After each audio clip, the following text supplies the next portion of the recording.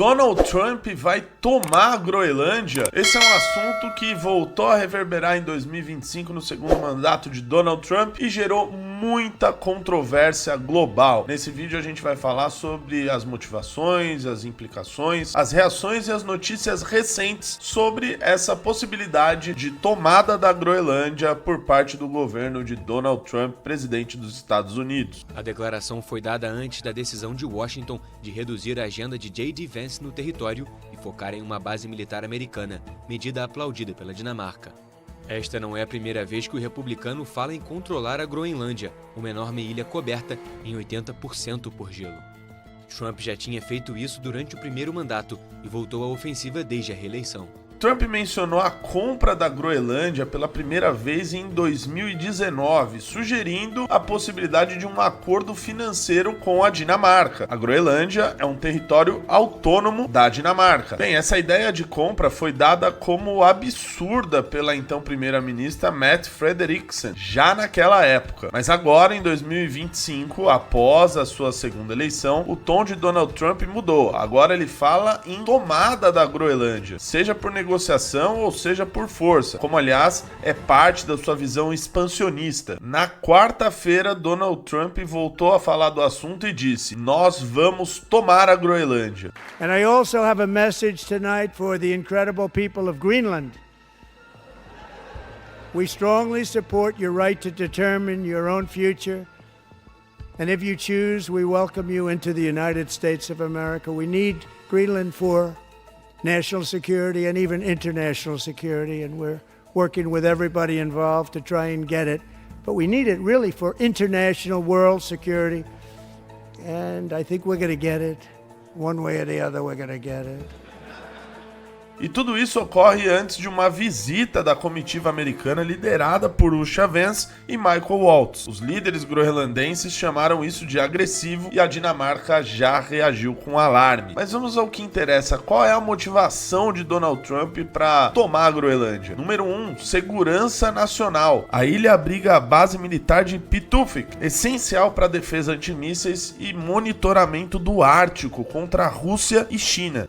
A agenda prevê que o vice-presidente visite a base espacial de Pituffik, uma instalação do exército americano dedicada ao espaço, para se reunir com as tropas e se informar sobre questões relacionadas à segurança do Ártico. Número 2, recursos. A Groenlândia tem vastas reservas de terras raras, cruciais para tecnologia, baterias, eletrônicos, e o Trump vê tudo isso como uma grande vantagem econômica. E para isso é importante olhar para o contexto geopolítico da Groenlândia. Uma coisa que é dada na geopolítica é a questão do território, da geografia, de como ele é formado e onde ele está posicionado no xadrez global. Ou seja, por mais que você possa investir em tecnologia, em novos modais, em outras formas de transporte e logística, dificilmente você consegue mudar a geografia, salvo algumas exceções, como o caso do Ártico. E justamente por isso ele está em disputa, porque o derretimento do gelo no Ártico vai abrir novas rotas marítimas e garantir acesso a novos recursos. O Trump chegou a dizer para o chefe da OTAN, Mark Rutte, que ele precisaria da Groenlândia para garantir a segurança internacional. Além disso, o Trump também tem acusado a Dinamarca de não proteger corretamente a Groenlândia, mesmo que a Dinamarca, vez ou outra, faça investimentos em patrulhas árticas. E esse não é o único lugar que o Trump tem falado em expandir as fronteiras dos Estados Unidos. O Trump também fala em anexar o Canadá como 51º estado americano e em recuperar o canal do Panamá. Tudo isso mostrando uma política externa de domínio territorial inédita desde o século XIX. As declarações hostis de Donald Trump para outros países, incluindo aliados históricos, já refletem na economia norte-americana. É o caso do Canadá, outro alvo frequente de Trump.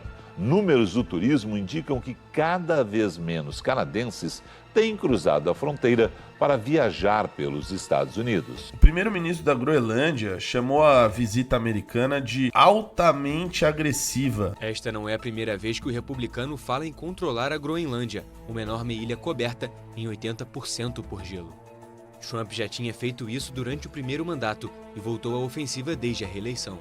O governo dinamarquês criticou duramente a visita, que foi classificada como uma pressão inaceitável. Aliás, até protestos chegaram a ocorrer em Nuuk com cartazes que diziam "Yanks go home". Hoje na Groenlândia existem 56 mil habitantes e pesquisas recentes mostram que 85% deles recusam se juntar aos Estados Unidos e grande parte deles vê o Trump como uma ameaça. Existe uma visão dentro da Groenlândia de que a população é favorável à independência da Dinamarca, mas 85% dos groenlandeses não são favoráveis à anexão pelos Estados Unidos, isso segundo pesquisas que foram feitas recentemente. Só para trazer um contexto, a Groenlândia foi, durante 300 anos, uma colônia dinamarquesa e desde 1953 se tornou um território autônomo, mas a Dinamarca ainda controla algumas questões, como, por exemplo, a diplomacia externa e a defesa da Groenlândia. Uma posição complicada no meio de tudo isso é a da Dinamarca, que basicamente tem enfrentado um dilema: ou cede às pressões americanas ou arrisca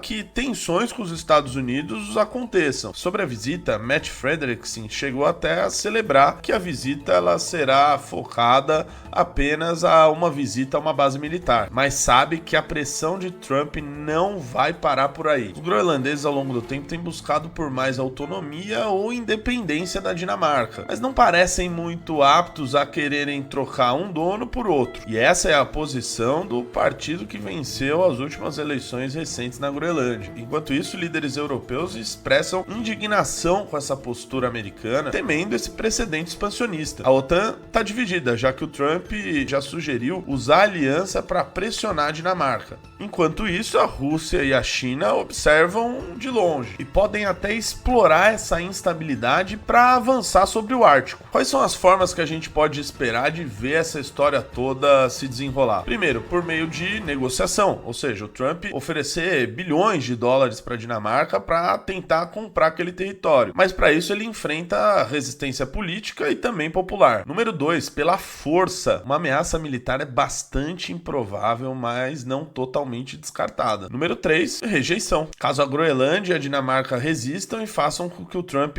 recue ou escalone diplomaticamente. Uma curiosidade no meio de tudo isso é que acabou ocorrendo uma consequência até que favorável à Groenlândia. Desde que o Trump chamou a atenção para a Groenlândia, o turismo no país está em alta e isso impulsionou a visita de turistas à ilha desde a abertura do aeroporto de Nuuk. Pois bem, o Trump ele quer a Groenlândia por poder e por recursos, mas enfrenta uma resistência forte. Isso vai servir como um teste à ordem global, até onde os Estados Unidos da América podem ir sem romper alianças ou normas internacionais. E o que você acha? O Trump vai conseguir tomar a Groenlândia? Não passa de mais um blefe? Ele vai conseguir um acordo com a Dinamarca? Deixa aqui nos comentários. Se você gostou desse vídeo, já deixa o like, verifica a inscrição no canal. Tenho certeza que você pode acabar tendo sido desinscrito do nosso canal, então verifica aqui e já ativa as notificações para você não perder nenhum vídeo, beleza?